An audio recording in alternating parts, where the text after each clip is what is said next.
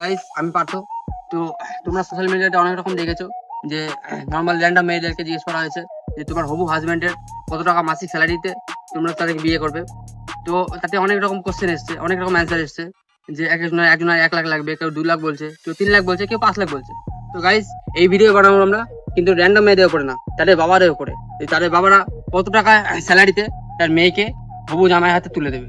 তো ভিডিওটা most interesting হতে চলেছে, তোমরা শেষ অব্দি ভিডিওটা দেখার অনুরোধ রইল। তো গাইস আমরা রাস্তায় চলে এসেছি। তো সামনে একটা দেখছে আইসক্রিম ওয়ালা আছে, আইসক্রিম ওয়ালা দাদা আছে, ঢাকায় চলে যাচ্ছি। দাদা আমার পুরো কথা হচ্ছে যে এখন সোশ্যাল মিডিয়াতে অনেক রকম ভিডিও দেখছি, যেরকম অনেকটা মেয়ে অনেক রকম মেয়ে বলছে যে আমার 1 লাখ টাকা ডিমান্ড আছে, আমাকে বিয়ে করতে গেলে 1 লাখ টাকা লাগবে, কেউ বলছে 2 লাখ লাগবে, কেউ বলছে 5 লাখ লাগবে।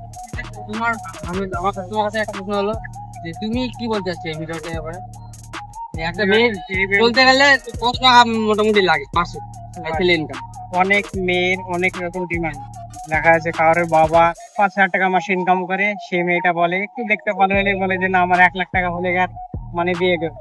দেখে না যে তার বাবা কত টাকা ইনকাম করে, তার বাবা যত টাকা ইনকাম করে সেরকম 2-5,000 টাকা হয়তো বেশি বলতে পারে যে বাবা আমার 10,000 টাকা ইনকাম করে, 1 লাখ টাকা তার 1 লাখ টাকা মাসে ইনকাম করলে আর বিয়ে করবো নাহলে করবো না, তাই তো নাকি?